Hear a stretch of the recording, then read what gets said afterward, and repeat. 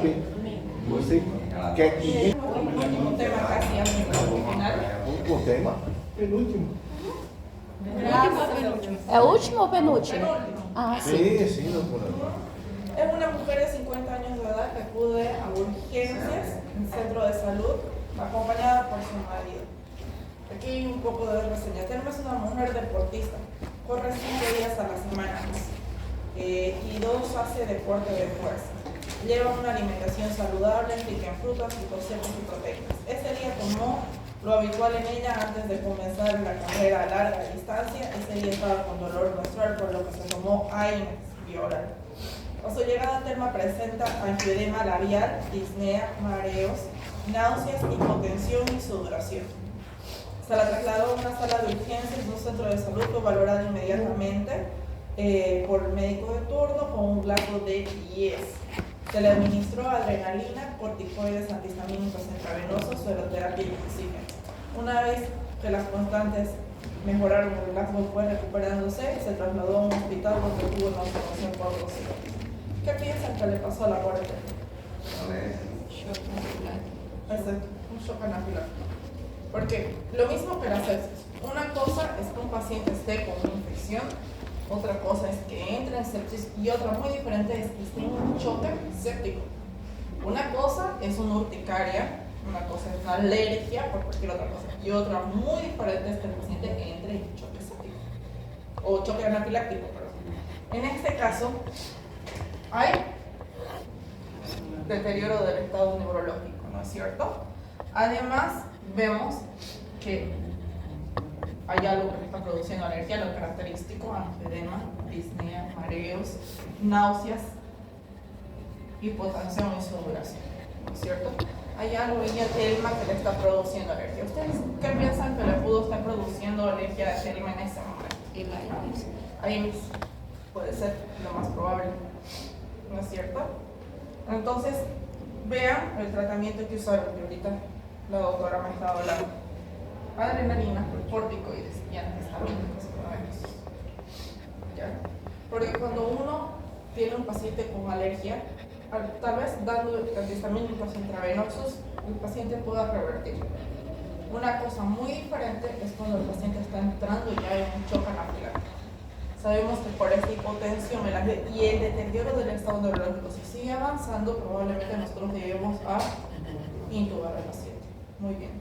Entonces se va a ir prolongando, ¿no? Ya hay intubación, varios días de ventilación mecánica, las neumonías que se agregan a la ventilación mecánica, la estadía prolongada, hasta los pacientes llegan a hacer úlceras por la postración, o sea, entonces cuando ya vemos que tiene signos y síntomas de que el paciente está entrando en shock, necesitamos sí o sí agregarle estos dos, ¿ya? Ambos van a actuar como potenciadores de los sistemas anticolinérgicos que nosotros tenemos en el cuerpo, estimulando a que el paciente empiece a presentar combate a esto que está estimulando a los H2, que son los sistemas antialérgicos. Entonces, lo vamos a potenciar. Uno, que sirve como antiinflamatoria, ¿no?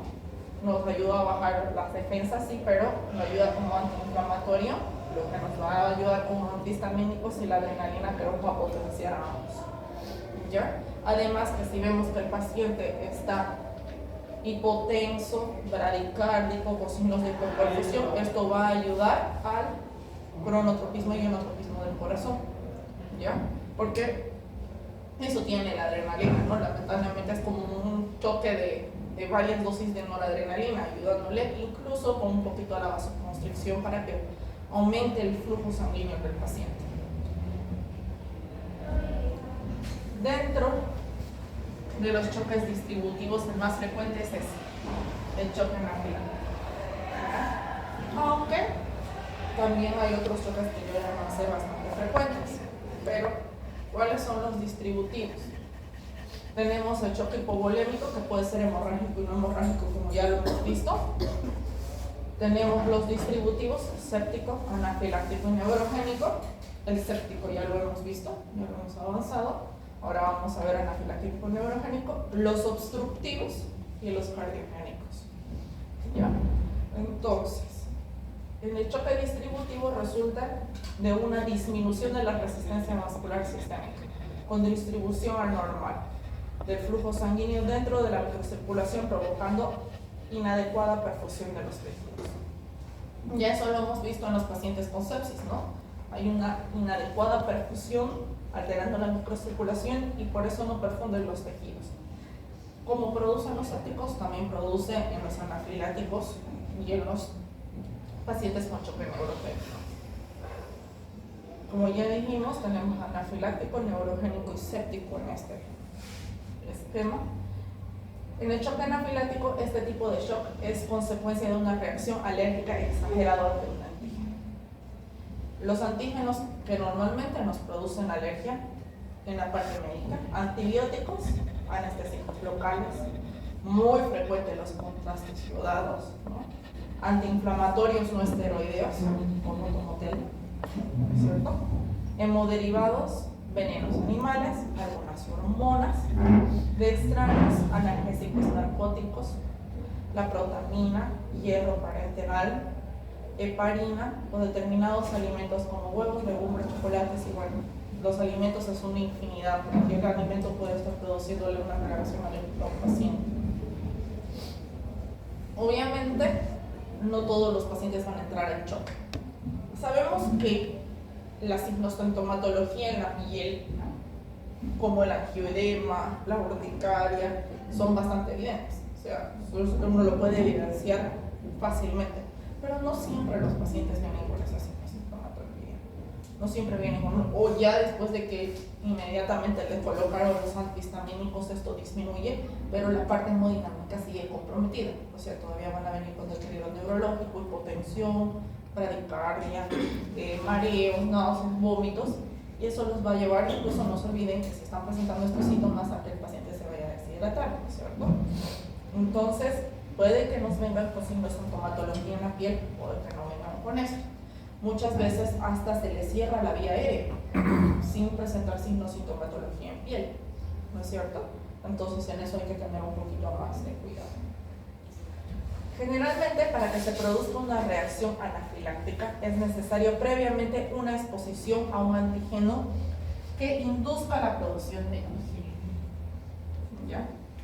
Entonces, ¿qué pasó en el cuerpo? Esta es la célula, ¿no es cierto? La célula.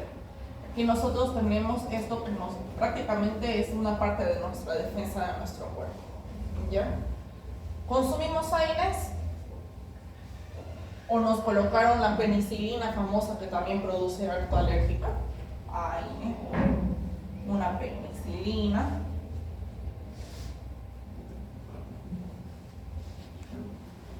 Pero al principio, el cuerpito va a entrar esto, y el cuerpito va a decir, bueno, ay, ¿qué me pusieron? ¿Qué tomó este desechado? No me gusta, pero no va a producir alergia en ese momento. ¿Ya? ¿Qué va a hacer? En una segunda oportunidad, cuando vuelvan a administrar la penicilina o el paciente toma un AINE o cualquier otra cosa, esa IgS, me acuerdo de esto, no me gustó, entonces lo voy a rechazar, y ahí producen alergia a los pacientes. Entonces, no siempre es un dato que el paciente haya tomado el AINE, porque dice, yo siempre me tomo AINES, o ya me han puesto penicilina y no soy alérgica. No, más bien hay alta probabilidad de que esta vez sí haga la reacción alérgica, porque el cuerpito primero lo conoció, se dio cuenta que no le gusta, y ahora cuando le administremos va a reaccionar contra eso. Entonces, va a fijarse sobre la superficie de los basófilos circulantes, los mastocitos tisulares en el tracto gastrointestinal, respiratorio y piel. Y a esa defensa de no me gusta la penicilina, no me gusta el AINE, no me gustan los contrastes, menos la lidocaína, que muchos pacientes dicen. Entonces, la próxima vez que venga, ya el cuerpito va a entrar como en defensa de esto, activando, ya saben, la cascada de inflamación, pero lamentablemente, como ya está la cascada de inflamación, más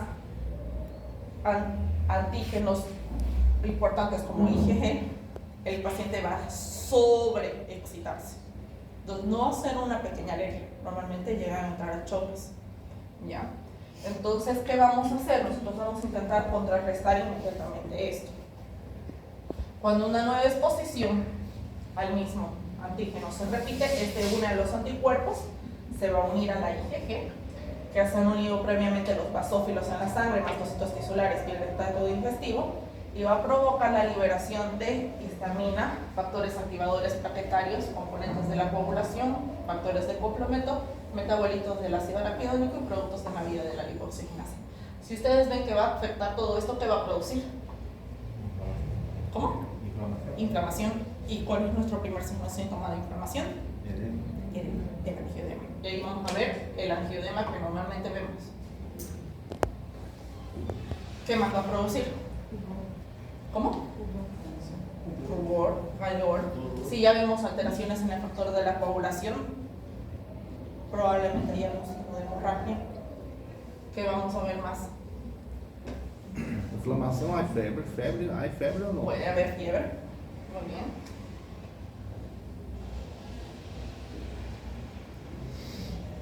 ¿Qué más vamos a ver? Doutora, uma pergunta. Então, se a desidratação é pela fiebre ou... Sí, porque puede ser por la fiebre o puede ser que esto mismo nos esté provocando lo otro que vamos a ver. Ah, tá bem. Aí tá bem, agora sim.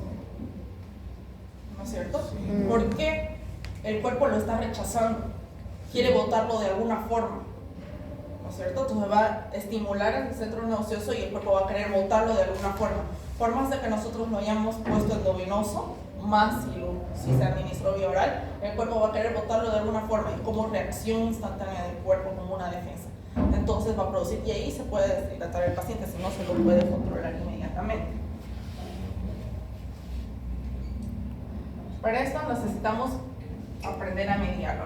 Hay una alteración de la permeabilidad capilar en el sistema pulmonar. Y ahí, ¿qué va a estar? Como consecuencia, el edema pulmonar o sistémico, vasodilatación arterial generalizada y, por consiguiente, Hipotenção. provocando los casos severos y avanzados de isquemia de miocardio en el caso de PCA.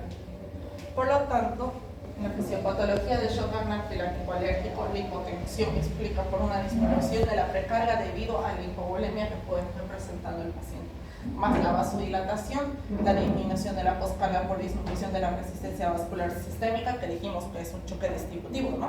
Disminución de la resistencia vascular sistémica, y la disfunción miocárdica, porque pueden muchas veces producir isquemia a nivel miocardio. Então, você pode levar o choque hipovolêmico também, doutora? Puede llevar a un choque hipovolémico o a un cardiogénico por esa postcarga o por esa isquemia que se vaya a producir. Então, nesses casos, o soro aí, quanto mais coloca, mais sai pelos vasos, não? Exacto. Ahora, hay muchas veces que tenemos excepciones. Excepciones me refiero a que no siempre van a haber sustancias que necesiten una previa disposición o una previa reacción de la IgE, ¿no es cierto? Hay muchas sustancias como los contrastes que pueden provocar una reacción anafiloide a la primera administración, ¿no? Que esto estimula los mastocitos basófilos sin que previamente hayan sido sensibilizados, sin tener IgG o que la IgG no haya producido una IgE en su superficie. Entonces, los contrastes yodados pueden causarnos alergia en la primera administración. ¿Qué otra sustancia puede causar alergia a la primera administración? Ustedes saben que se utiliza mucho.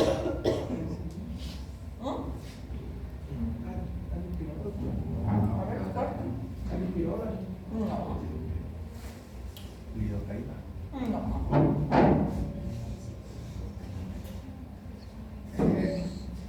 É só um marisco.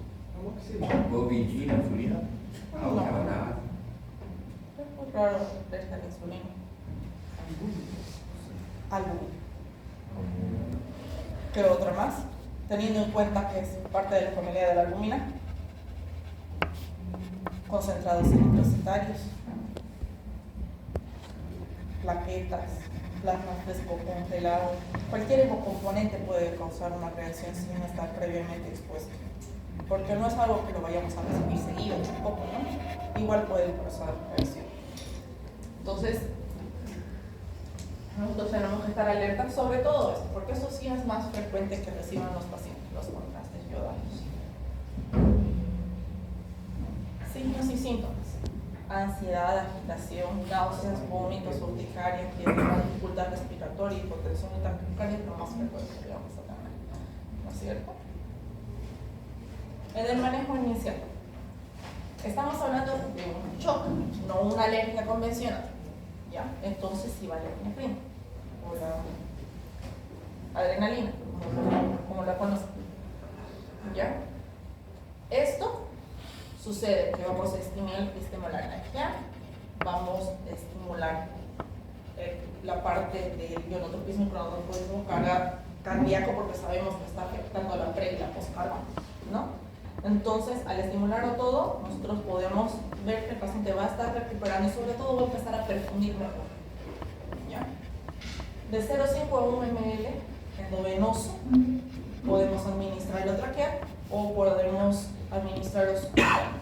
La ventaja es que varias vías de administración en la epinefrina, no es necesario tener una vía periférica, ¿ya? Líquidos endovenosos cristaloides, obviamente, porque necesitamos aumentar la postcarga, mejorar la perfusión.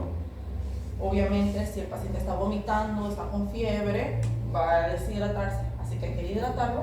Hidrocortisona en una dosis inicial de 500 miligramos endovenoso y dejarla 100 miligramos endovenosos cada 6 horas. Y bueno, obviamente, beta-agonistas si hubiera un broncoespasmo que nos va a ayudar.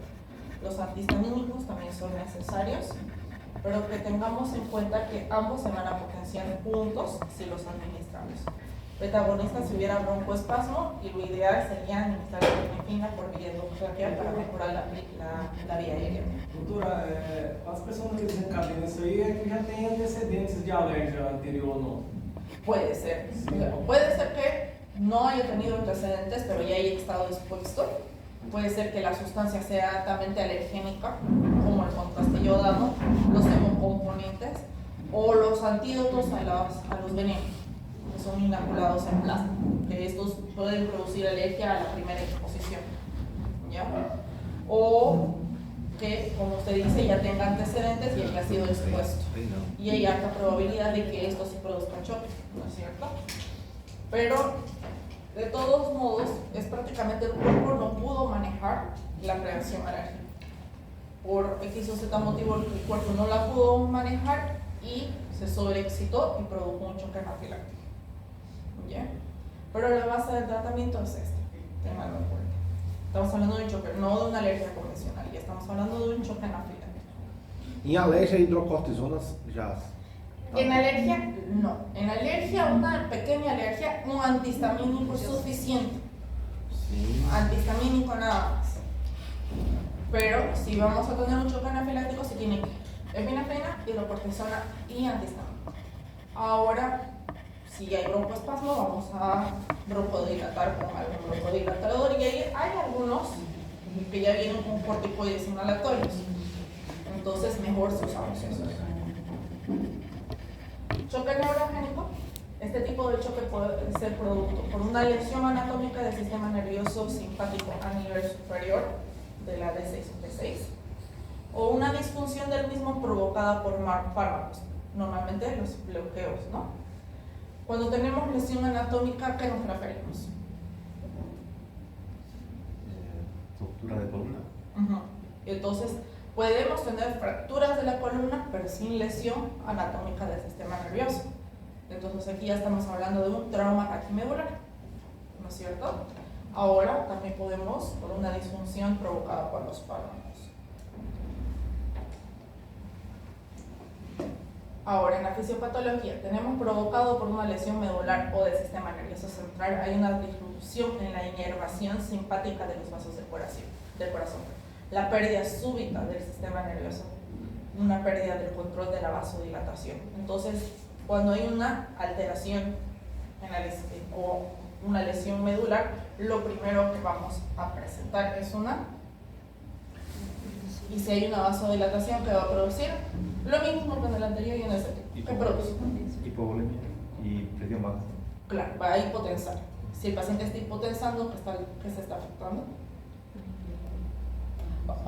lo primero que afecta es el riñón, pero claro, para que esté produciendo un choque neurogénico, que si no sintomatología estuviéramos reprimiendo.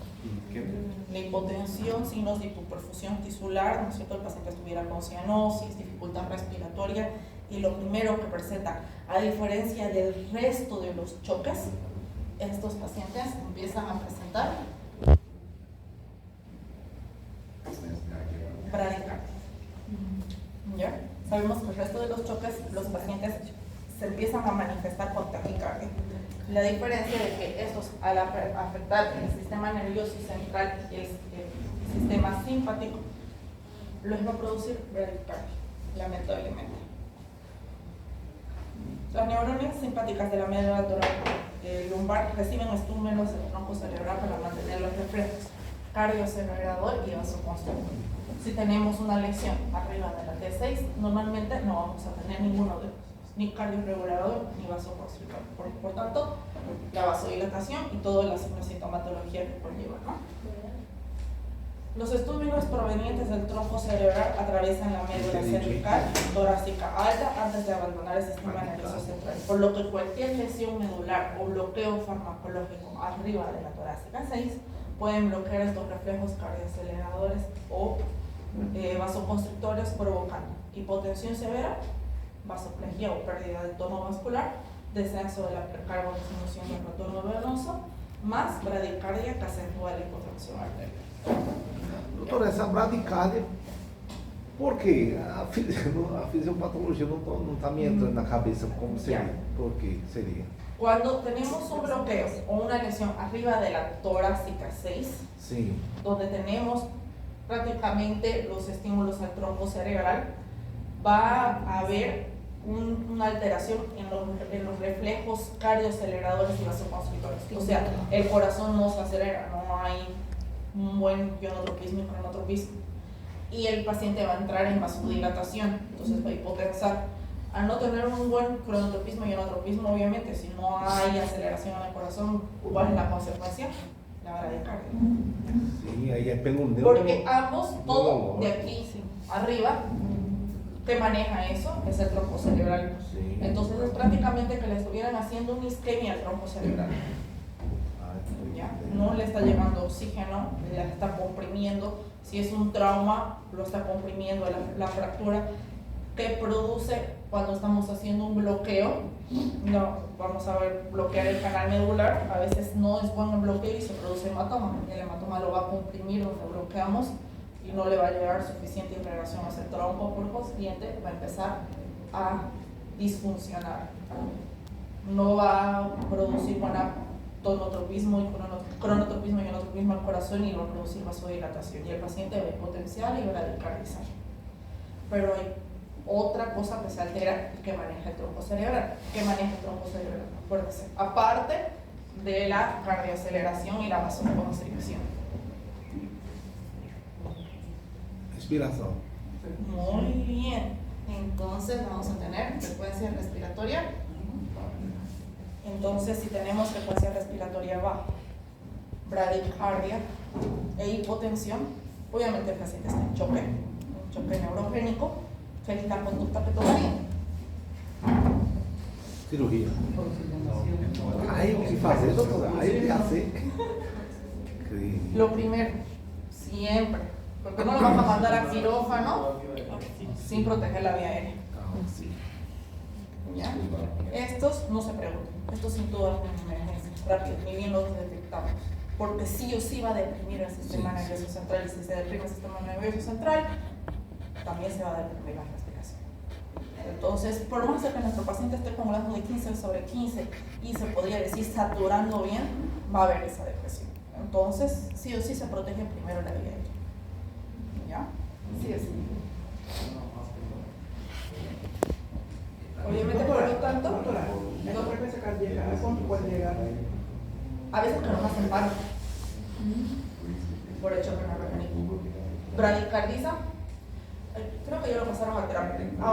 Ayer había un choque neurogénico, un señor que se cayó en un tercer piso y había lesión en C4. Lo trasladaron al hospital japonés, no tuvieron espacio, pero en la puerta del hospital japonés hizo una frecuencia cardíaca de 30, que le tuvieron que poner atropina para que llegue al San Juan. Ahí ni bien llegó, obviamente se le iniciaron las drogas vasoactivas y se lo tuvo. Entonces, pero lo operaron anoche, le hicieron la fijación de las vértebras, porque tienen que ver cuánta es la lesión de la médula espinal y para eso tienen que mandarlo al rezo. En fin, pero por ejemplo, el bradicardia son hasta 30, pero hay pacientes que esa bradicardia lleva a que el corazoncito se pare. Entonces, sí o sí necesitamos tratarles. Entonces, hay un gasto cardíaco bajo, ¿no es cierto? Si está bradicardizando, no hay información. Disminuye la precardia, la presión venosa central baja, hay una disminución de la resistencia vascular sistémica, como cualquier choque distributivo. Entonces, lo que puede empezar a causar este tipo de shock son variadas. La anestesia general profunda puede deprimir el sistema vasomotor, que puede causar shock hermano. La anestesia raquídea, especialmente dando cuando se extiende a toda la médula espinal, bloqueando las raíces nerviosas simpáticas. Neuropatías periféricas pueden producir shock. Los signos y síntomas: hipotensión con la presión o pulso amplia, frecuencia cardíaca normal o bradicardia, y podemos tener polinomia y respiración diafragmática. Obviamente, la respiración diafragmática es como lo vemos cuando los pacientes deterioran un grado igual o menor a 8. Van a respirar por abdomen. Entonces, el tratamiento. Primero, Soporte respiratorio. siempre. Oxígeno. Después, soporte circulatorio. Tenemos que reponer la volemia, si este paciente ha perdido volemia, sobre todo si son policontusos, que son traumatismos craneoencefálicos. Fármacos cardiovasculares, podemos administrar en primera instancia adrenalina, pero sabemos que nuestra elección siempre va a ser la noradrenalina. Doutora, uma dúvida. Com a lesão em tecido, se pode generar, através da inflamação, também reconstrução, que vai levar trombos plaquetários. E em caso de formação de trombo, mesmo assim, se pode aplicar sangre? Se puede aplicar sangre. Si lo necesita el paciente, se puede, lamentablemente. Ahora, entre los fármacos cardiovasculares tenemos adrenalina, noradrenalina, nuestra elección, pero si mi paciente bradicardiza mucho, aquí sí le podemos hacer dopamina, porque nos va a ayudar, ¿no?, a mejorar esta parte. La dobutamina no mucho, pero sí la dopamina y la noradrenalina. Si tenemos vasoconstricción periférica, ¿no?, mejora la precarga, los pacientes, la frecuencia cardíaca empiezan a subir automáticamente. Si pese a eso no sube la frecuencia cardíaca y sigue con bradicardia, lo ideal es hacerle, combinarla con la dopamina. ¿Ya? ¿Qué más? Al choque séptico ya lo vimos. ¿Alguna pregunta hasta aquí? E não se aplica heparina, anticoagulante? No, no se aplica heparina. Ya si vemos que lo vamos a resolver el cuadro, por ejemplo, si es quirúrgico, entra el quirófano, lo resuelven en el cuadro, después por la postración si se puede colocar heparina. Ahora, vamos a tomar un tema que es controversial. En los últimos esquemas de tratamiento del choque neurogénico o del trauma raquimedular, están usando antiinflamatorios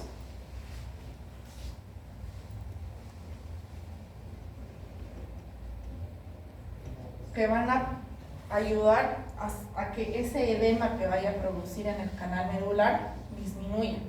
Porque, por ejemplo, digamos, es una fractura o que se le hizo una punción, se le hizo un hematoma y está comprimiendo el canal medular, o la fractura la está comprimiendo o la seccionó parcialmente la médula, va a producir, obviamente, por la agresión, se podría decir, los efectos de cualquiera de las dos causas, edema. Y ese canal medular va a empezar a inflamarse, a hincharse.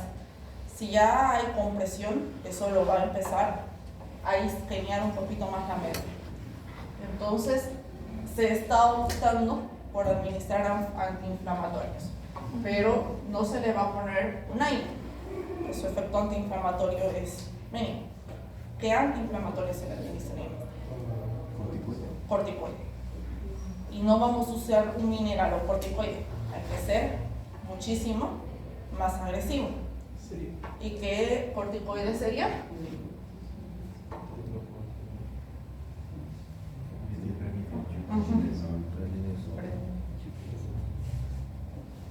Ya.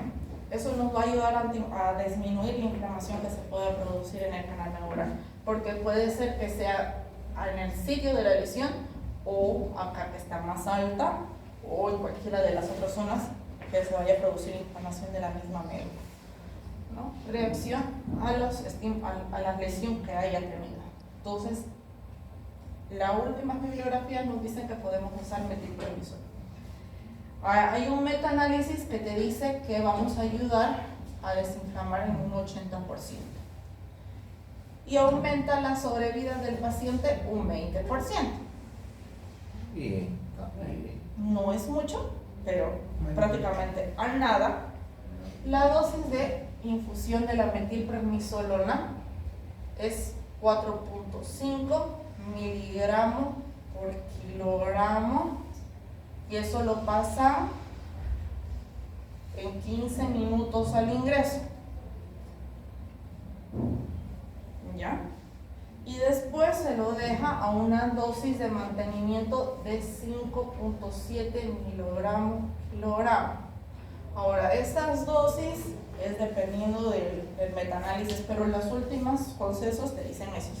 Esto es pasarlo en 24 horas. ¿Ya? La metilprednisolona viene en frascos de 500 miligramos. Entonces a veces se usa entre 1, 2 o 3 frascos prácticamente en las primeras 24 horas. Esto comúnmente, lo van a escuchar, es el tratamiento de pulsoterapia en los pacientes que necesitamos estimular ciertas áreas, sobre todo los riñones. Esto muy frecuente es el tratamiento para los lúpicos, ¿no es cierto? Para los pacientes que están con cáncer tipo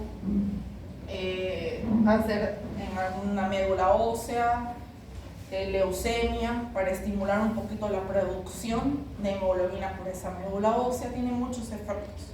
En este caso solo como antiinflamatorio. Es una pulsoterapia, significa que ese paciente sí o sí se va a inmunodeprimir, porque no es como la dosis de la hidrocortisona, si vamos a decidir o administrarla o no en los choques sépticos o en los choques anafilácticos, esas pequeñas dosis de hidrocortisona. Acá sí o sí el paciente se va a inmunodeprimir. Por consiguiente, en este tipo de shock en ningún momento hemos hablado del uso de antibióticos, ¿no es cierto? Porque no es un foco infeccioso, pero sí los vamos a usar porque se va a inmunodeprimir el paciente. A diferencia de que sí o sí vamos a dar algo para bacterias,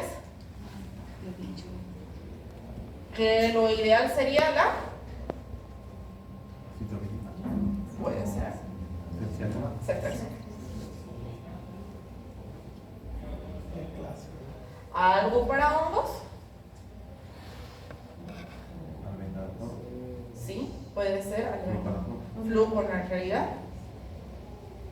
Y algo para parásitos. Ahí sí. Ajá. Albendazol o ivermectina.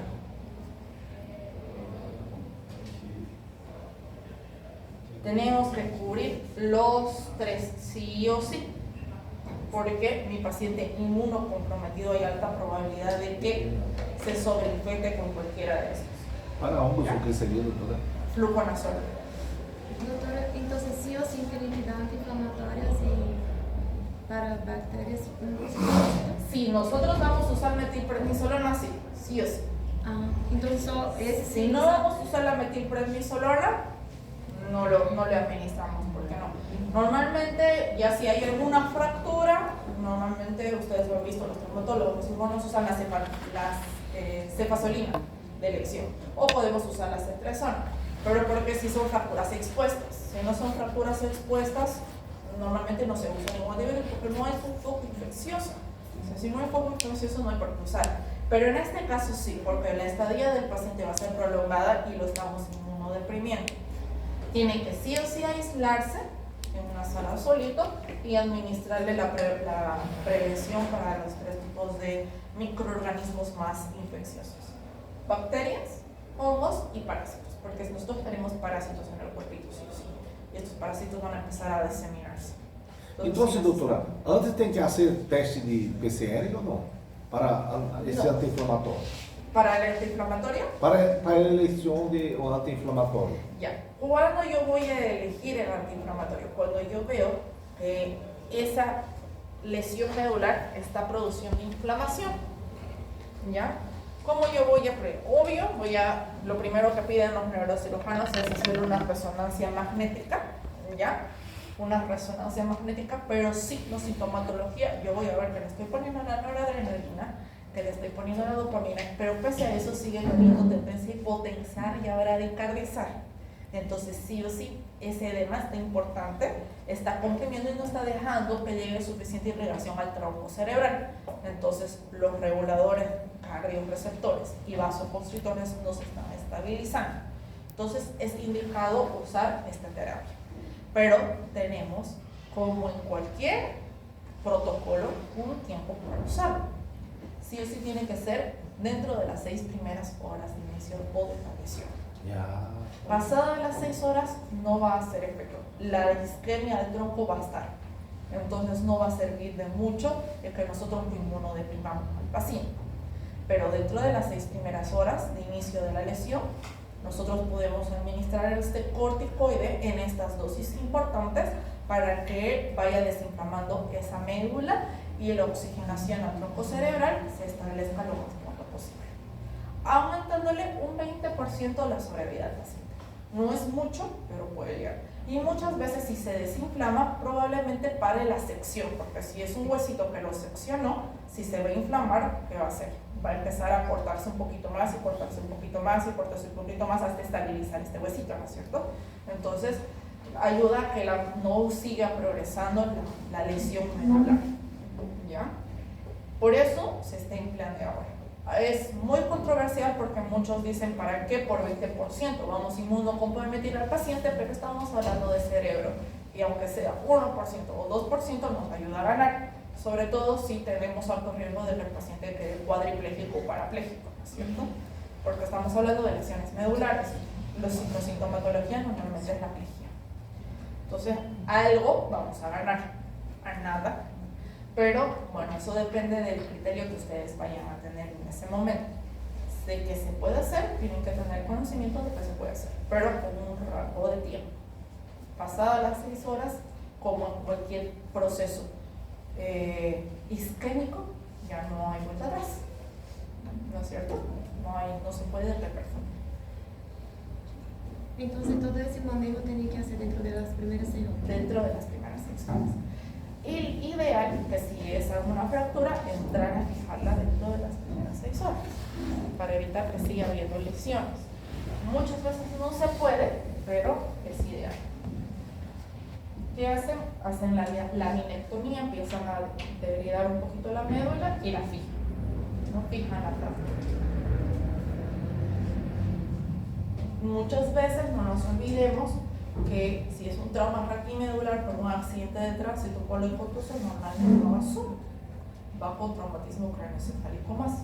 Entonces es otra cosa que se tiene que entrar a reparar, ¿no es cierto? La parte de la hemorragia intracraneana que se vaya a presentar junto, por eso, por ejemplo, este se cayó de un tercer lo único que va acompañado con un traumatismo craneoencefálico, ¿no es cierto?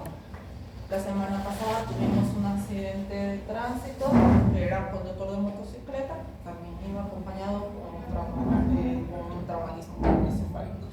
Pero cuando son farmacológicos, podemos hacer eso si dentro de las 6 primeras horas, como no hay que entrar a fijar, no hay que entrar a operar, no hay que entrar, va a ayudar a la desinflamación de ese canal medular lo más pronto posible. ¿Ya? Y reírte es un poquito más fácil. Y muy poca probabilidad de que el paciente quede clínico.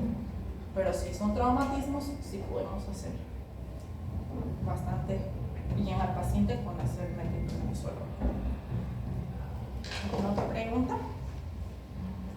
Doutora, normalmente choque neurológico só por trauma? No. No. Ou é Farmacológico medicamentoso también. sea, la anestesia general, raquidia o epidural pueden producir. Las punciones lumbares, cuando estamos haciendo punción para descartar algún proceso infeccioso a este nivel, nervioso central puede producir choque neurogénico. Siempre tiene que ser una lesión a nivel nervioso central, sistema nervioso central. Una isquemia, una sed isquémico entrópico, nos produce choque neurogénico.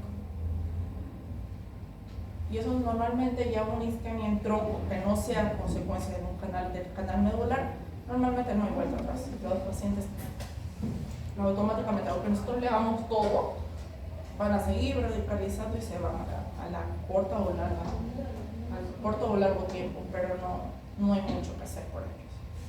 Porque regulan todo, corazón, pulmones, sistemas vasoconstrictores, entonces se va. No hay vuelta atrás, lamentablemente. ¿Qué otra pregunta tiene?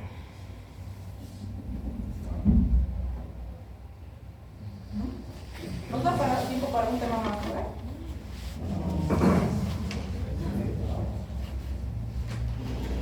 Sí, media hora.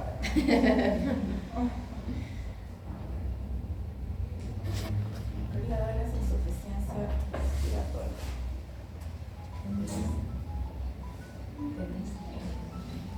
Lo dejé para último, porque me gustaría que la próxima clase, ya sea la teórica o nuestras subsiguientes prácticas, en el bloque 8 tenemos los muñecos para intubación orotraqueal. Llevamos eso, los procedimientos para intubación orotraqueal. Si podemos hacer el ISP sería ideal, porque ya prácticamente van a ser médicos y tienen que saber hacer una buena LSP. Aunque ya hemos visto como nuestro primer tema, pero es distinto practicar. ¿Ya? Pero en insuficiencia respiratoria sabemos que tenemos distintos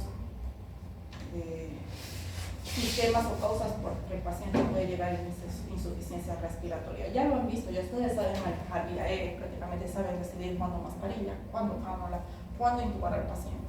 ¿No es cierto? Nosotros podemos tener insuficiencia respiratoria aguda, incapacidad del sistema respiratorio con una función básica de intercambio gaseoso de oxígeno y dióxido de carbono alterado. ¿Cuándo ustedes piensan que puede haber una insuficiencia respiratoria aguda?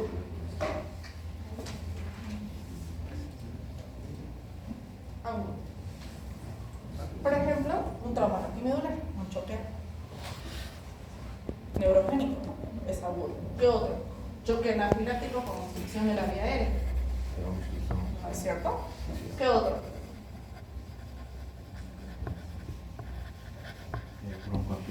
Broncoaspiración. ¿Qué más? Incapacidad del sistema respiratorio. ¿Quién nos lleva a una incapacidad? Atelectasia. Edemas. Los EPO, que también producen alteraciones en el intercambio gaseoso, ¿no es cierto? Si tienen fibrosis pulmonar, el intercambio gaseoso no puede ser adecuado en ese pulmoncito, ¿no? Si tiene una neumonía, no va a haber un buen intercambio gaseoso, ¿no? Ya sea de cualquier tipo de neumonía.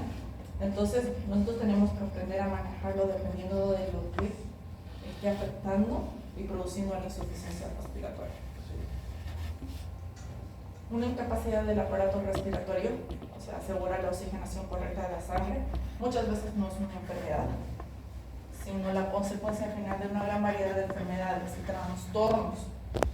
Pueden ser respiratorios y no respiratorios, podemos ver cardíacos, nerviosos, infecciosos, como ya lo hemos visto en el transcurso del semestre, o la causa más frecuente, las enfermedades pulmonares obstructivas crónicas. Entonces, nosotros estamos diciendo crónico cuando ya hay una incapacidad del aparato respiratorio. La insuficiencia respiratoria aguda es algo que podemos resolverlo y revertirlo, tal vez inmediatamente el paciente se nos presente.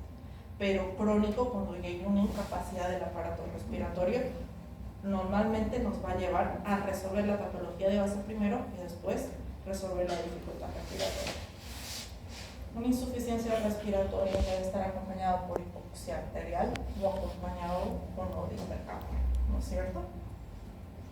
Dentro de las causas de insuficiencia respiratoria aparecen la sepsis, ahogamiento, transfusiones masivas produciendo la enfermedad de Trali, pancreatitis, traumatismos, aspiración del contenido gástrico. Podemos tener también quemaduras graves, inhalación de sustancias quimotóxicas, toxicidad por oxígeno, embolismos graves, neumonías bacterianas y virales, y los pacientes con urea elevada pueden presentar dificultad respiratoria. La insuficiencia respiratoria se clasifica teniendo la rapidez y la instauración aguda o crónica del cuerpo.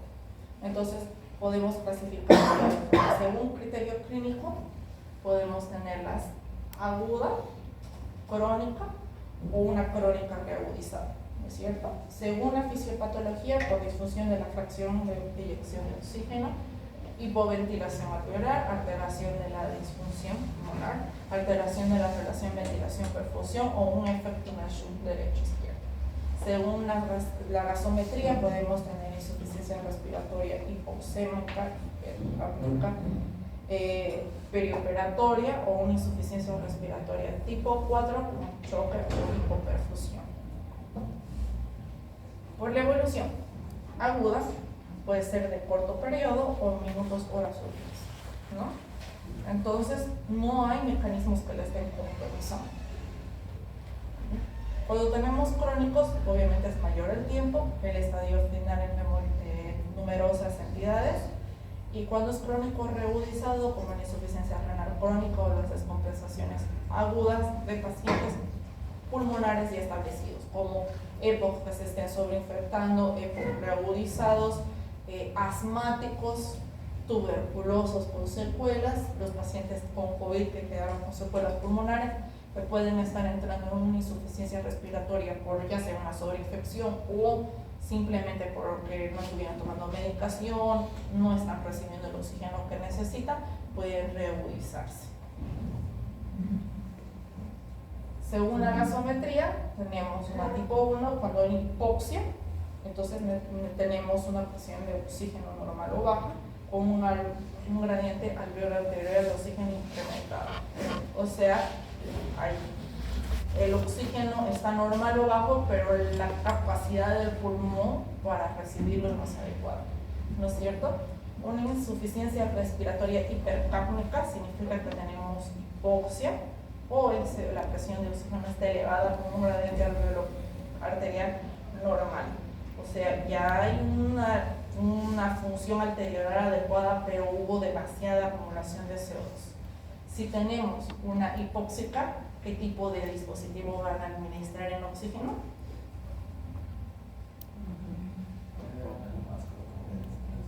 Mascarilla con reservorio. Y si tenemos una hipercápnica, sin reservorio, ¿no es cierto? O una cánula de oxígeno. Si tenemos una tipo 3 o perioperatorio, hay una disminución de la capacidad vital, una limitación de la expansión torácica, ya sea por obesidad marcada, dolor, la cirugía toracoabdominales mayores, drogas o trastornos electrolíticos. Aquí no vemos alteración de la presión de CO2. Por consiguiente, el dispositivo a utilizar sería cánula. Solo el postoperatorio. Exacto. Una vez podamos controlar el dolor, obviamente la obesidad no la vamos a controlar, que vayan pasando las drogas, se vayan metabolizando, corrijamos los electrolitos, el paciente ventila de paro. ¿Ya? Cuando estamos asociados a choco o a hipoperfusión y hay una disminución de oxígeno, una disponibilidad de energía en los músculos respiratorios y un incremento en la extracción tisular de oxígeno con una marcada reducción de la oxigenación de la saturación en realidad, ¿qué dispositivo usa? ¿Cómo? Puede ser intubación si vemos que tiene criterios, si está por un deterioro neurológico desaturando una parte menor a 100, pero si no, no. hay que tratar el choque. Se le administra oxígeno por el dispositivo que ustedes vean, mascarilla, cánula nasal, lo intuban si ustedes ven pertinente, pero el tratamiento es revirtiendo el choque. ¿Ya? Entonces ya saben tratar el 90% de los choques y van a revertirlo y el paciente empieza a ventilar adecuadamente. Sobre todo si es choque hipovolémico, uno le aumenta la presión, le aumenta el líquido, le repone la sangre que perdió, si es que perdió sangre. Al aumentar la hemoglobina, la oxigenación del paciente va aumentando y el paciente mejora la parte respiratoria. ¿No es cierto? Si el choque neurogénico, anafiláctico, si necesita los corticoides, si necesita de las drogas vasoactivas, se las administra y el paciente, la ventilación va mejorando. ¿Ya? Si son choques sépticos, lo mismo. Entonces, nosotros mejoramos la perfusión del paciente y la respiración, la ventilación va a ir mejorando automáticamente. Ahora aquí está un poquito más difícil, porque esta es fisiopatológicamente. Una disminución de la fracción de inspiración de oxígeno. El oxígeno disminuye, reducirá la presión arterial de oxígeno. Lo vemos en grandes alturas en inspiración a sustancias. ¿Qué tipo de paciente es esto? Disminución de la fracción inspiratoria de oxígeno. Dijimos los pacientes que están en grandes alturas, inspiración de sustancias. Si oxígeno disminuye, la presión alveolar disminuye, ¿qué necesitamos? ¿Qué dispositivo?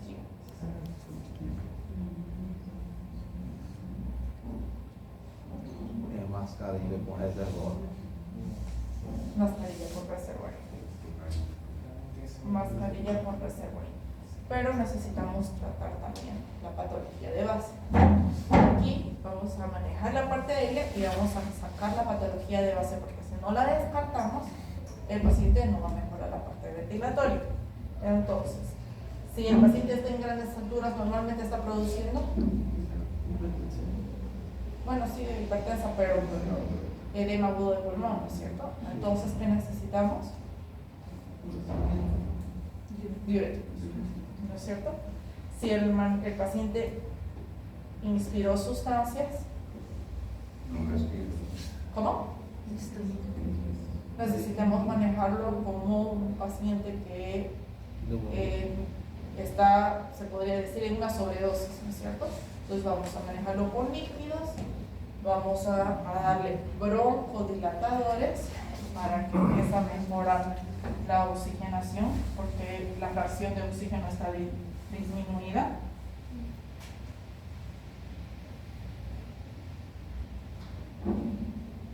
Y si vemos que la sustancia que inhaló tiene su antídoto, se le administra un antídoto. ¿Ya? Tenemos hipoventilación alveolar. Aquí vean, hay falla de bomba, alteraciones del sistema nervioso central, normalmente es por enfermedades neuromusculares o alteraciones de la caja torácica. Aquí podemos tener los TEC, traumas raquimedulares, los traumas torácicos, con tórax inestable. Entonces, ¿cómo vamos a oxigenar al paciente? Aquí sí es intensivo. Aquí sí necesitamos cinturón.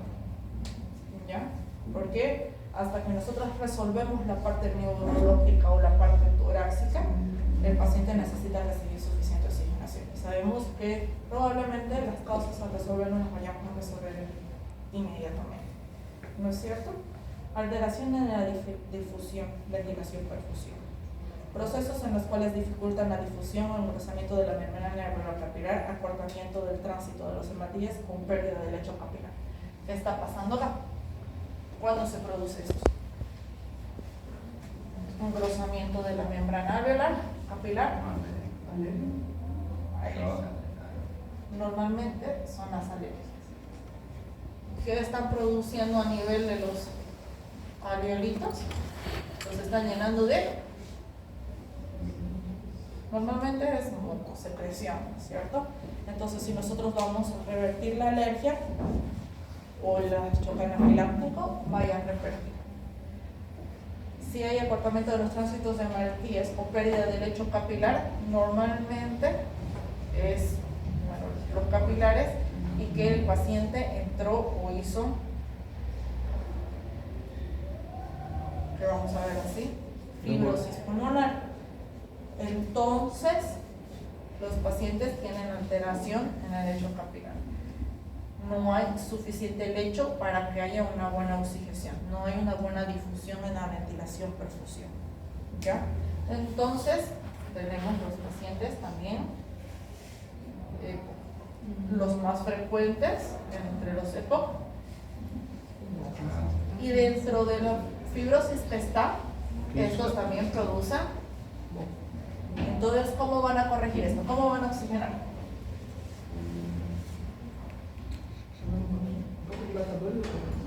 Sí, pero primero vamos a administrar mascarilla con o sin reservorio, dependiendo si está hiperventilando. Y vamos a hacer broncodilatadores más antihistamínicos. Si vemos que el paciente está entrando en choque, adelante. Corticoide también, sobre todo si el paciente ya presentan signos de broncoespasmo como sibilancias. ¿Qué más? Cianosis central, ¿no? Van a ver que estos pacientes pulmonares se ponen morados inmediatamente. Periférica, podemos usar corticoides además. ¿Ya? Entonces, broncodilatadores. Em fibrose quística, coloca. Si está con su fibrosis, les ayuda porque vamos a, lo poco que quede sano, vamos a ayudar a que broncodilate y vaya a captar el oxígeno y ayude a la perfusión, difusión de ese oxígeno. ¿Ya? Porque los pocos capilares sanitos que le quedan van a aumentar el tamaño, broncodilatarse, ¿cierto? Si tenemos alteración de la ventilación-perfusión, mecanismo más frecuente de hipoxinmunidades pulmonares mal ventiladas en relación con su perfusión. Por ejemplo, las obstrucciones por las vías aéreas, por atelectasia, consolidaciones, pueden. Esto es muy frecuente en las, obviamente, tenemos atelectasias, consolidaciones como las neumonías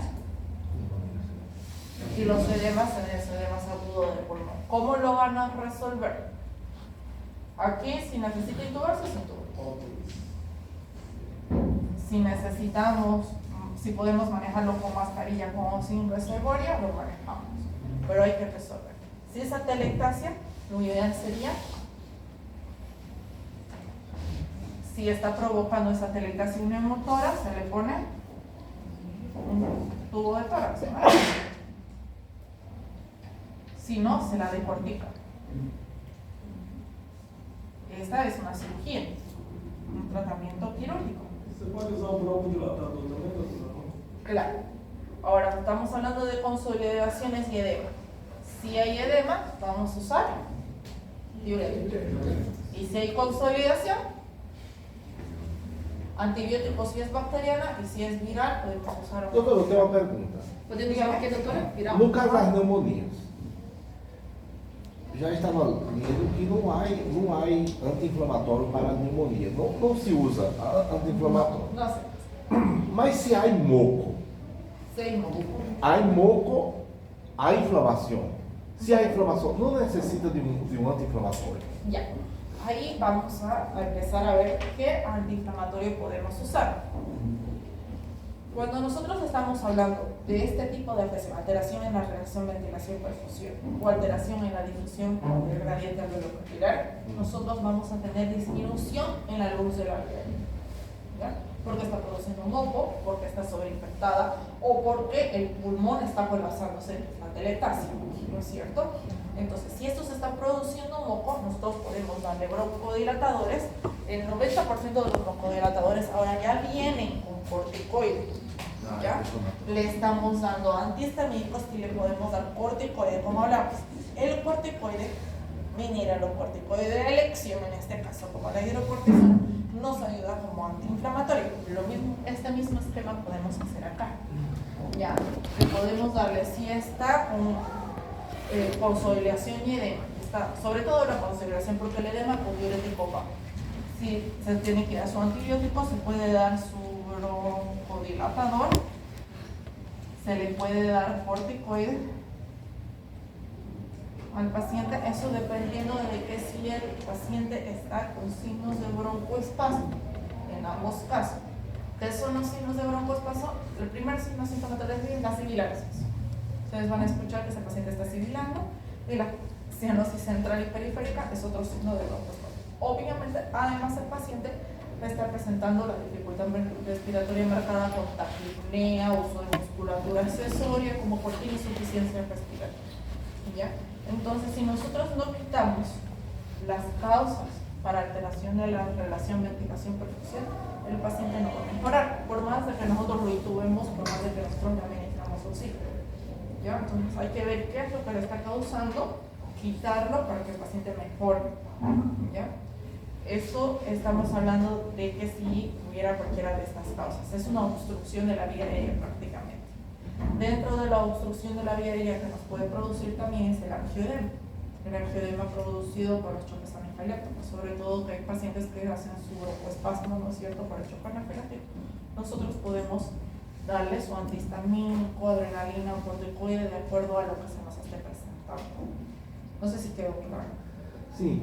E se há uma pneumonia bacteriana que dá para tratar em casa, no caso, que o pulmão não dói. Então, se não há derrame pleural, não há dolor, né? Isso, a princípio, não há dolor. Sim.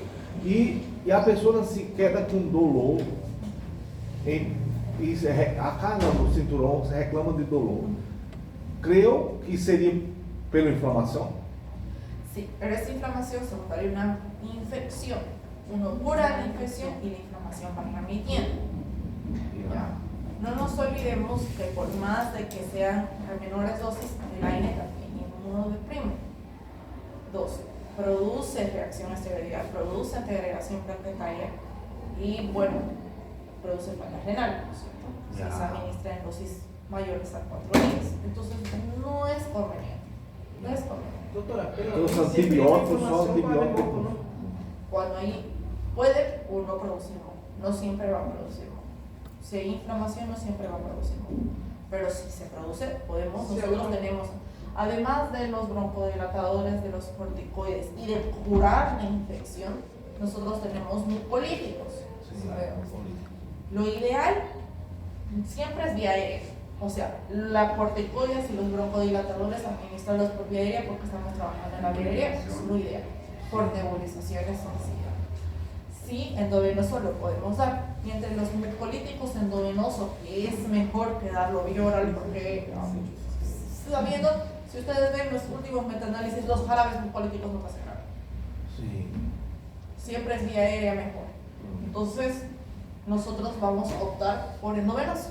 Y entonces vamos a optar por la acetilcisteína. Este es mucolítico endovenoso. Ahora, el contra es que al ser mucolítico va a empezar a fluir los globos. Entonces esa secreción va a empezar a fluir. Si se lo administra más de 3 días, eso va a ser como abrir un grifo, ¿no? Entonces, no siempre se la administra, solo dependiendo de que si es bastante la secreción de moco del paciente y no está fluyendo y está perjudicando o obstruyendo la vía aérea. Não, só no máximo 3 dias. No máximo 3 días. Efecto del cortocircuito. El cortocircuito es cuando la parte de la sangre venosa llega al sistema arterial sin pasar a través de las regiones ventiladas del pulmón. ¿Aquí qué está pasando? Embolia pulmonar. La más frecuente. Estamos hablando de un TEP. Tratar un TEP es un poquito más complejo. ¿Qué es lo primero que tenemos que ver? El disolver ese cuadro. TEP, tromboembolismo pulmonar. Si tenemos un TEP, es un coágulo que está obstruyendo las arterias y no está integrando adecuadamente el sistema pulmonar, ¿no es cierto? Hay un cortocircuito en la parte sanguínea. Entonces, trombo pulmonar, como cualquier otro trombo, se lo trata con antitrombolíticos. ¿Ya? Lo ideal, podemos empezar con enoxaparina. ¿Cuál es la dosis de la enoxaparina? 1 miligramo. Ahora también podemos hacer heparina sódica.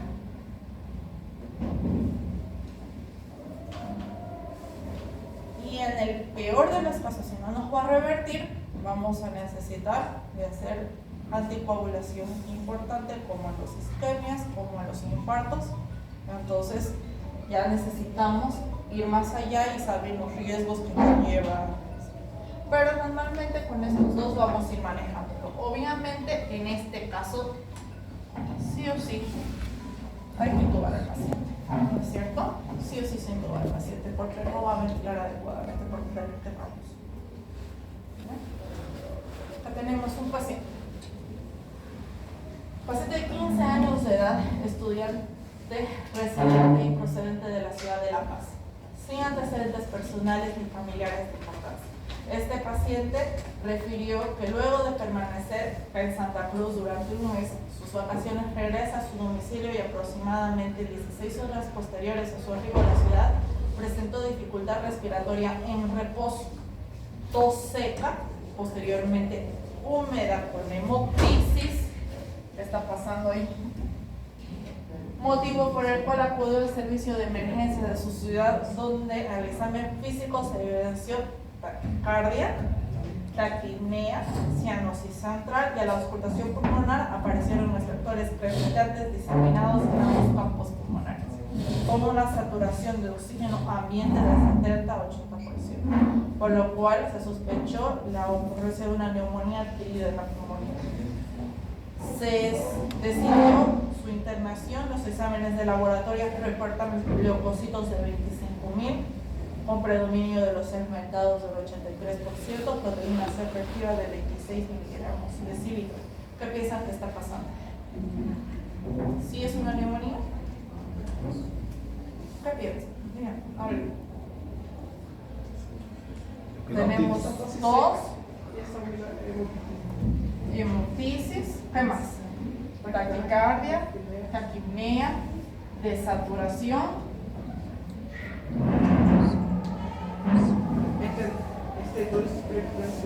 Estertores percutantes. ¿Qué me dice? Levante la mano quien vota por neumonía. Están pensando. Ya. ¿Qué ven ahí? Ahí hay neumonía. ¿Qué ven? Hay vidrio.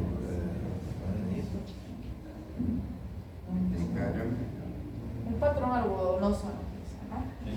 Ustedes ven así como si hubiera conquitas de algodón. ¿No ven? Patrón algodonoso. Una distribución difusa, perdón. En este paciente, lo que llama la atención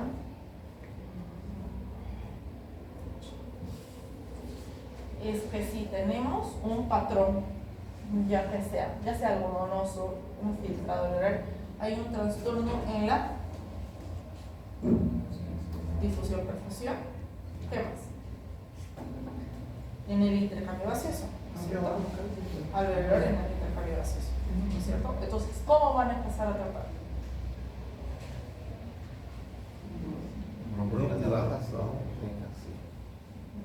Podemos primero administrar dosis. ¿Cómo le van a administrar dosis? A lo que vean. Aí tem que ser porque ele está com 70, 80 intubação. Aí que intubar, ¿no? Bueno, podemos intubarlo, podemos administrar oxígeno ahora como va aumentando, pero sí necesitamos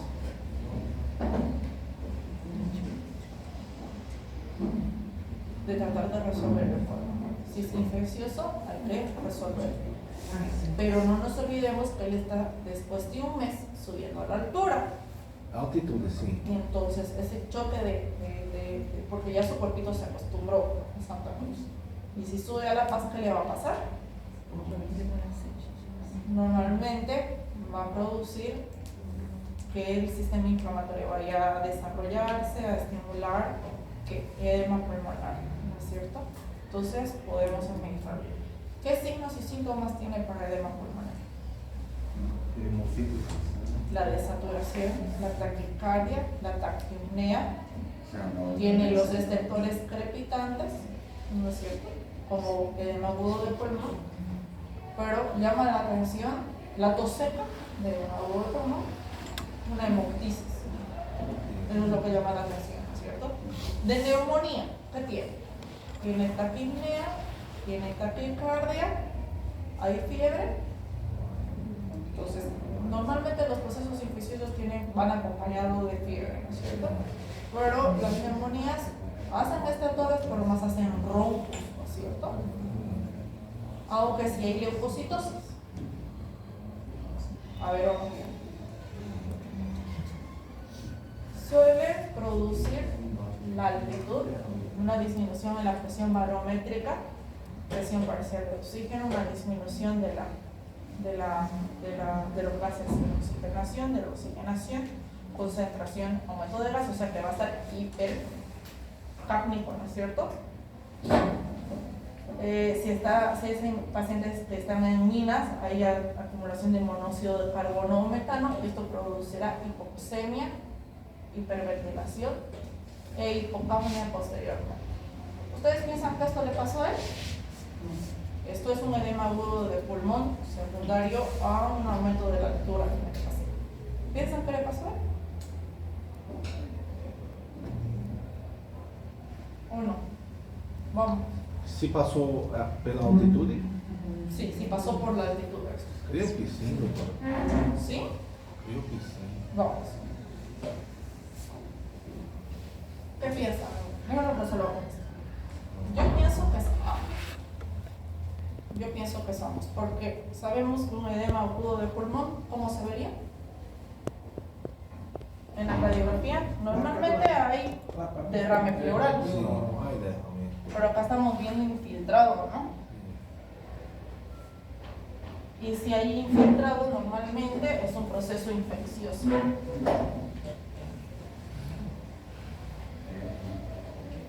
Vemos que estamos con leucocitosis, estamos con predominio de segmentados y un PCR.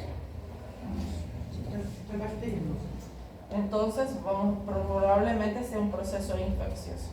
¿No es cierto? Que acompañado a que subió a la altura, que ya tenía el proceso infeccioso, acumuló líquidos y se exacerbó el proceso infeccioso. Entonces, ¿qué piensan? Que estamos combinando dos. Muy pocas veces, lo que quiero que tengan en cuenta, que muy pocas veces va uno solito. Por ejemplo, si es un EPOC exacerbado, normalmente se exacerba porque se sobreinfectó, ¿no es cierto? Si es un asma, probablemente también se sobreinfectó. Si es un paciente que tiene secuelas pulmonares como atelectasia, fibrosis, los tuberculosos que tienen cavernas, ¿qué pasa? Se descompensan porque se sobreinfectan normalmente.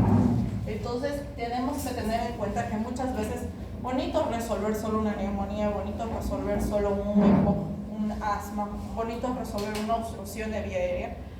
El inconveniente se presenta cuando tenemos varias clases de insuficiencia respiratoria combinado en un paciente. Entonces, ¿cómo van a tratar a este paciente? Primero, oxigenamos. En todo caso, decidieron intubar. Segundo, claro, vamos a poner una vía venosa. Tercero, antibiótico, contrarrestar la infección. Y como cuarto, diurético. Muy bien, doctor. Necesitamos administrarlo porque además está haciendo su edema agudo de pulmón. Si no le resolvemos la parte del edema, va a seguir con alteración de la ventilación perfusión, aún nosotros vayamos resolviendo el cuadro de muerte. ¿Ya? Siguiente paciente que se va a deteriorar. Paciente de 63 años de edad, ingresa a emergencias, con un cuadro de 10 horas de evolución, presentando cefalea locroniana de gran intensidad, con posterior deterioro del estado neurológico, hemiparesia ventricular derecha, acompañado con disartria, un cuadro clínico que se exacerba a la hora de ingreso, paciente presentando un aumento de deterioro neurológico y dificultad para respirar. Creo que es obvio porque ¿no? A su ingreso se observa una mala mecánica ventilatoria, un brazo de 7, satura 80%, frecuencia respiratoria 30, cardíaca 120 y una presión 160 a 100. ¿Qué le pasa a eso? Isso aí é uma hemorragia. Una cero, ¿no es cierto? Secundario a una crisis hipertensiva. ¿no? Entonces, Hay desvío de todo. es una emergencia hipertensiva. Claro, ya ahí hay desvío de conducta química. Es lo primero que hay que hacer. El primero es tomar. Lo primero es el intubar. Luego,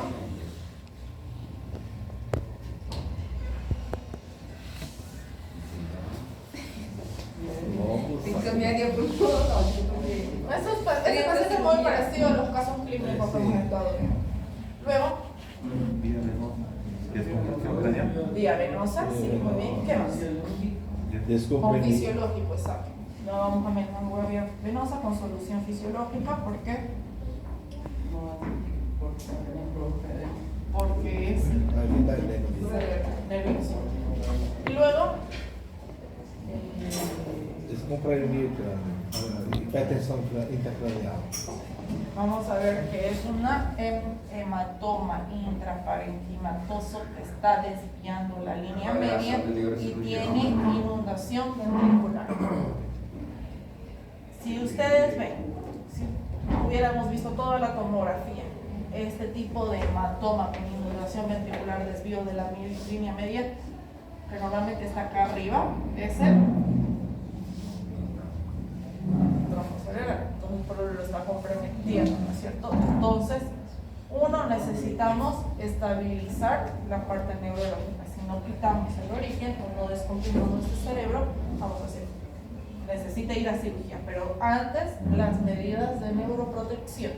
No nos olvidemos que tiene que ir con su convulsivante, su medida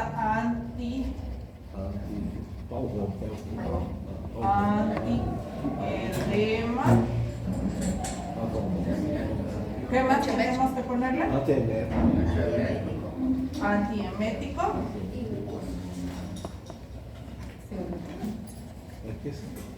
Y evitar que nos haga fiebre. Glucosa no se le pone porque producimos edema, pero vamos a hacer sus controles de glicemia seguidos para evitar que nos haga. Doctora, ¿y diurético, manitol, Claro, medida antiedema. Ya sea si nosotros vamos a hacer hipertónica o manitol, es una medida antiedema. Entonces sí o sí necesitamos hacer la medida antiedema. Y prepararlo para la descompresión de ese hematoma, o sea, drenar ese hematoma. Si no lo drenamos, no va a mejorar la parte hemodinámica. Y vean, ¿estamos corrigiendo esta presión? No. Porque para este tipo de lesión es preferible que se mantenga levemente hipertenso, ¿no es cierto? Bueno, viendo eso, prácticamente vamos a corregir la parte ventilatoria. Aquí hay una hipoventilación alveolar, se observa cuando hay normalmente una disminución del volumen mínimo respiratorio. Como consecuencia,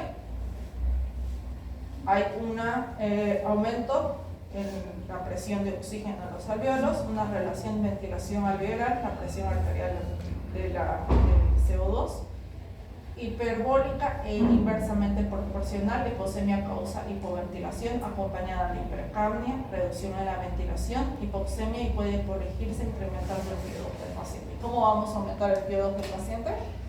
Con administración de oxígeno. En este paciente masculino de 70 años de edad con antecedentes de fumador crónico, aguda de la consulta médica, presentando un cuadro de 3 días, tos, expectoración amarillenta y en el examen físico, roncos asertores en ambos campos pulmonares. Frecuencia respiratoria 24, cardíaca 90, 130, 80 de presión, 37 de temperatura y satura 85%. Se solicita la radiografía y que ven fibrosos pulmonares. ¿No es cierto? Entonces, ¿cómo van a tratar a este paciente?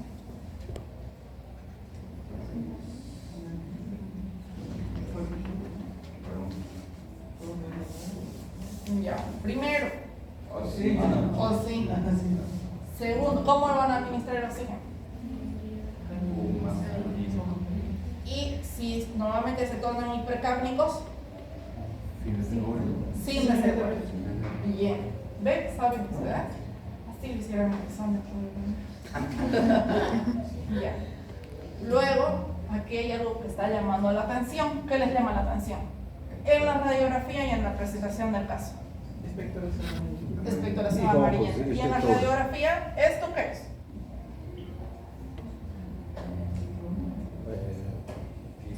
Eso es la fibrosis. Bueno, acá vemos fibrosis. ¿Y esto? Infiltración. Un infiltrado. Entonces también estamos teniendo proceso de infiltrado, ¿no es cierto? Entonces, ¿qué van a hacer?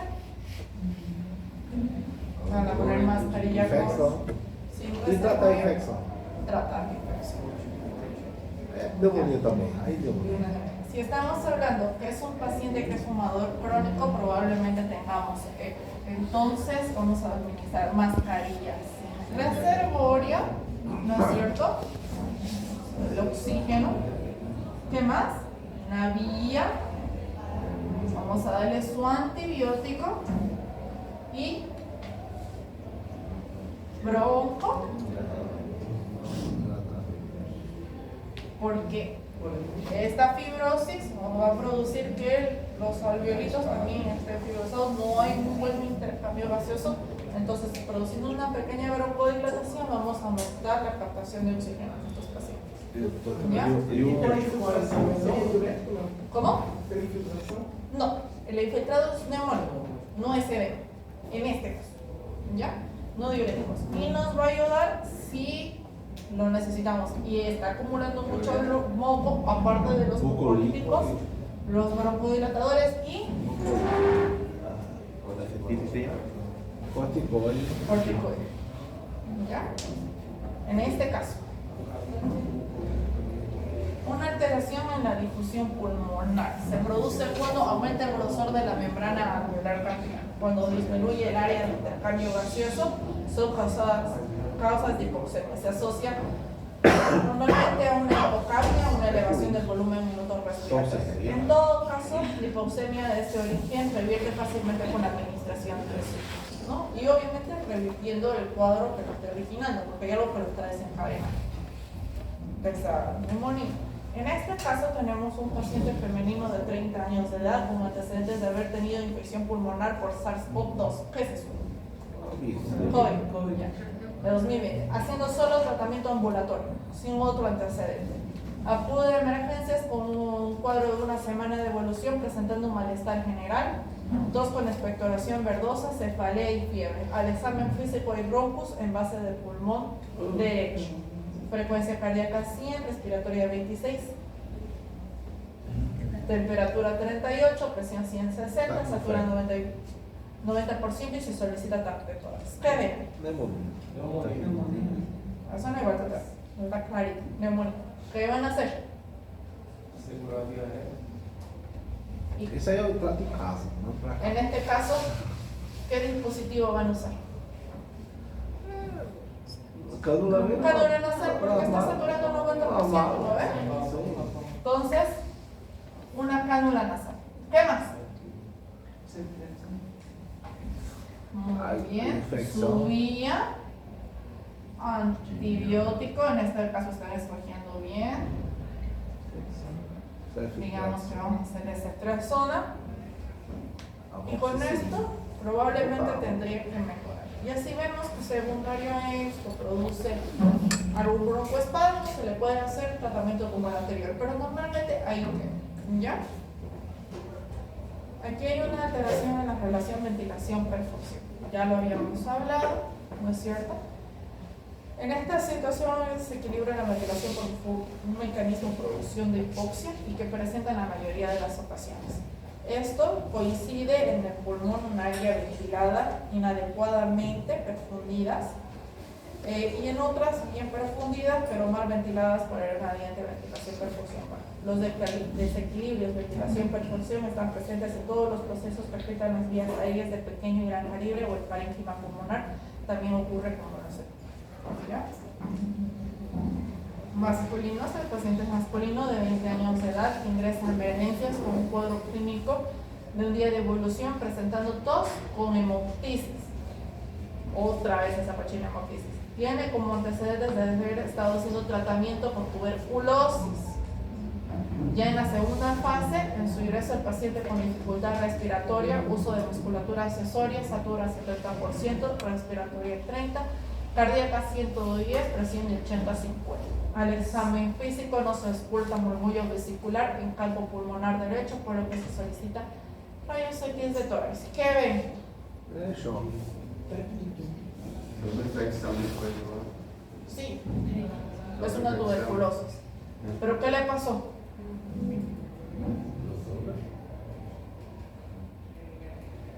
¿Qué le pasó? Pressão está muito. É choque isso, é tudo. Si no se ausculta murmullo en campo derecho, ¿qué sospecha? No. A escutação no murmúrio vai dizer em campo pulmonar dele. Não se escuta. No se ausculta. Então, pode estar com uma obstrução. Primero, cuando no auscultan un campo pulmonar, lo primero que tienen que descartar es un neumotórax. Y no se olviden que si tiene tuberculosis o tiene un accidente, probablemente haya hecho neumotórax. ¿Qué pasa? ¿Qué tienen los tuberculosos normalmente? Su secuela. Complexo de Gauss. É a cavitação. Cavitaciones. Si esa caverna se sobreinfecta o no tolera la presión que está teniendo el paciente, hace literalmente explosión y causa neumotórax, que es lo primero que yo voy a descartar, muy frecuente en los pacientes tuberculosos y obviamente cuando hay trauma.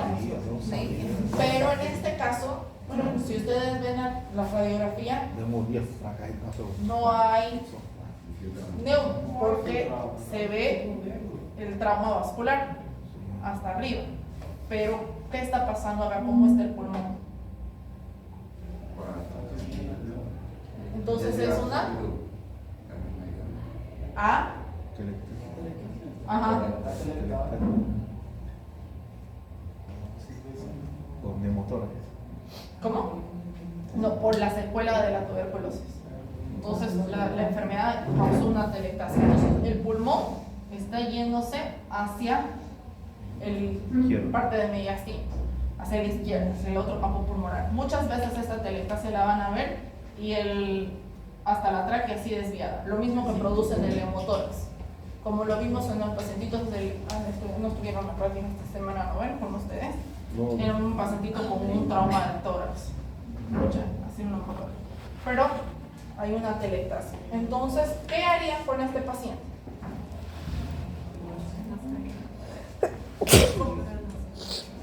¿Qué haríamos? Pulsou. Intubar. Intubação. Ai, que dor. Ahora, esto es una arma de doble filo. ¿Ya? Esto es una arma. Si nosotros vamos a optar por intubar, la atelectasia la vamos a volver un neumotórax, porque vamos a meter presión positiva. ¿Ya? Pero si el paciente está demasiado hipoxémico, ya está entrando en choque, no nos va a quedar más que proceder a la intubación. ¿Ya? Si se lo intuba, esto probablemente se vuelve un neumotórax, nosotros vamos a Pulsou. Drenar. Drenar. colocarle un tubo de tórax. Y a la larga, los cirujanos tienen que entrar y descorticar, o sea, sacar esa parte. Toda esa fibrosis de la atelectasia, se lo sacan.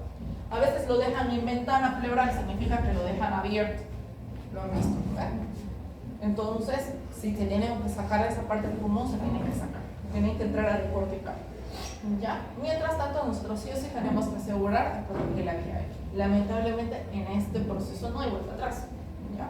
Porque no va a oxigenar, necesitamos sí o sí que el otro pulmón que más o menos está funcionante reciba la mayor cantidad de oxígeno posible. ¿Ya? Obviamente, si lo vamos a intubar, nosotros vamos a colocar nuestra vía venosa y en este caso vamos a necesitar de ya está haciendo su tratamiento antituberculoso porque estamos en la segunda fase. Eso se va a continuar. Tratamiento antituberculoso porque no se le puede descontinuar. Pero ¿qué nos falta ahí? Sedação. Si está intubado, se ceda sí o sí al paciente. Normalmente no le hacemos broncodilatadores. Ahí no se pueden hacer corticoides porque la tuberculosis va a avanzar. Podemos hacerlo políticos, podemos hacerlo, pero es un efecto de masa en el pulmón. Por eso está desviándose. Esto puede producir enosatelestasis, enosnemotoras, hemotoras, hidrotoras, cualquier tipo de estas lesiones, ¿no es cierto? Vamos a resolverlo, que normalmente es la resolución quirúrgica, pero nos está faltando algo. Para estabilizar hemodinámicamente al paciente, ¿qué vamos a necesitar? En este caso sí van a necesitar los ópticos, ¿no? Porque ya esté hemodinámicamente inestable. No se olviden que tenemos que ver la globalidad del paciente. Ya está hipotenso, con hipoperfusión, más todo lo que le hagamos va a seguir hipotensando, se va a poner motoras y todo, ¿no? Más si va a ser neumotórax. Aquí hay un cortocircuito de derecha a izquierda, ¿no? Se define como la existencia de un aumento del gradiente durante la respiración del aire ambiente, o un cortocircuito anatómico, una por perfusión de unidades pulmonares no ventiladas, un desequilibrio en el extremo del gradiente de ventilación-perfusión, shocks anatómicos normales, una circulación bronquial de menos del 2 a 3% de producción, también puede ser extrapulmonar cuando existen fístulas vasculares, malformaciones cardíacas congénitas. El SHUNT es un mecanismo principal que explica la hipoxia en la neumonía, satelexasias, edemas pulmonares. La hipercapnia generalmente no se observa a menos que el SHUNT sea masivo, más de 60 casos. En este caso fue una hipercapnia. Entonces, cuando tenemos, esos eran prácticamente agudas. Cuando tenemos alteraciones crónicas, tenemos que tener antecedentes, la evolución de los síntomas obviamente de larga evolución, ¿no? La tolerancia clínica normalmente es mejor tolerada en los pacientes crónicos con una tasa de hemoglobina con alteraciones, con alteración, un pH plasmático normal, un bicarbonato elevado, todos los casos y datos de por pulmonar generalmente en los pacientes. ¿Ya? Entonces, normalmente los pacientes lo toleran toda la teletasia, lo toleran la neumonía, sobre todo son crónicos porque viven con valores de oxigenaciones bajos, ¿no es cierto? Además que tenemos que tener en cuenta que los crónicos, la saturación de oxígeno, la oxigenación oscila entre 80 y 90%. En los agudos, nosotros no tenemos saturaciones entre 92 y 99%. Entonces, si bajamos del 92%, normalmente nos vamos a presentar alteración en la frecuencia respiratoria y insuficiencia respiratoria, ¿no? Pero en ellos, si bajan del 80%, recién van a empezar a hacer insuficiencia respiratoria. Toleran oxigenaciones bajas. En la clínica, para sospechar de una insuficiencia respiratoria aguda, vamos a ver hipoxemia, hipercapnia, antecedentes personales, familiares, o signos y síntomas. Si los pacientes están diagnosticados o tienen enfermedades pulmonares agudas o crónicas. Nos hacen sospechar la existencia de una ira con disnea, dolor torácico agudo, hemoptisis, hematemesis, expectoraciones verdosas, amarillentas, cianosis central o periférica, ¿no? La prueba imprescindible para confirmar la sospecha nos informa el grado de severidad y la existencia o no de hipercapnia. Sabemos que es, y ver las alteraciones del equilibrio ácido-base son las gasometrías arteriales. Sabemos los valores normales de la gasometría, pero además tenemos que tener en cuenta pulsiometría, los métodos no invasivos, o tener una saturación arterial de oxígeno, saturación de oxígeno de mayor del 90% o que corresponde a 60 milímetros de mercurio si vamos a hacer una línea arterial, que nos ayuda mucho a ver cómo está hemodinámicamente el paciente. Radiografías de tórax. Ya hemos hablado varias veces de radiografías. Esto es un pulmón micariano. ¿Ven? El tamaño del pulmón izquierdo está del mismo tamaño del derecho. No es normal. Normalmente lo producen los EPO. O sea, un pulmón va a tratar de compensar. Acá vemos infiltrados tipo. Ya lo han visto. Ya lo han visto. Varias veces lo hemos mencionado. Este es un vidrio de lustrado. Ajá. Cuando vamos a ver un vidrio de lustrado, estamos pensando que es bacterial. Y normalmente es bacterial. Si vemos un infiltrado como uno de nuestros pacientes localizado normalmente en un solo pulmón, estamos hablando de bacteriano. Si vemos los infiltrados tipo algodonosos que normalmente van bilateral, estamos hablando de ¿cómo? Si estamos así, tipo pompitas de algodón que ya hemos visto en nuestros pacientes, estamos hablando de normalmente hongo. ¿Ya? Y si vemos lesiones en los ápices, ya sean cavernas o infiltrados, estamos hablando de tuberculosis. ¿Ya? Entonces, manténganse así y van a ver que van a poder leer una radiografía. Esse de vidro se vê como... ¿Cómo? Aqui, que se vê? Mira, Virar. este es un derrame. Vidro se ven viral. Así se ve un derrame. Pera, doutor, mas é só de um lado? ¿Ah? Sí, está normal ahí. Só de um lado, não? Solo un lado. Ah, já. También podemos hacer ecografías, si se puede, gamografías pulmonares. Obviamente el tratamiento ya lo hemos ido hablando. Vamos a ver si vamos a mantener la vía de dilatación, tratamiento sintomático, fiebre, antibióticos. Vamos a escoger las medidas específicas según nosotros lo veamos. Y el tratamiento de derrame pleural, broncodilatadores, corticoides, antibiótico-terapia, diuréticos, anticoagulantes, dependiendo de lo que se vaya a presentar. Entre los dispositivos de bajo flujo, cánulas, máscaras faciales simples y máscaras con reservorio. Y de alto flujo, las máscaras faciales Venturi, cánulas nasales de alto flujo. Que ojalá tengamos la oportunidad de verlas durante la parte de la catina, por si acaso, para administrar con los médicos. Sabemos que las Venturas nos pueden proporcionar hasta un 60% de oxigenación si lo ponemos a 15 litros. Las cánulas nasales normalmente las manejamos hasta 4 litros y nos proveen hasta 36% de oxigenación. Si nos pasamos, tenemos que cambiar el dispositivo, pero pueden tolerar hasta 5 litros. Las mascarillas de oxígeno nos toleran hasta 15 litros, pero si nos pasamos de 7-8 litros, hay que ver la posibilidad de administrar una de mayor complejidad. Y esto nos puede dar hasta un 60% de oxigenación además. ¿Ya? Si nosotros vemos que vamos escalonando y no van tolerando, ya nuestra opción sería intubación orotraqueal, ¿cierto? Aquí esta es una Venturi, es una de alta flujo, porque tiene un dispositivo que va a empezar a inyectar oxígeno al paciente. Las mascarillas con reservorio, aquí ya más o menos lo hemos visto. Entonces, les voy a confirmar si nuestra próxima clase es en el bloque 8. ¿Ya? Doutora, próximo joelho não há prática. ¿Cómo? Próximo joelho não há prática. ¿Esa queda? Novamente.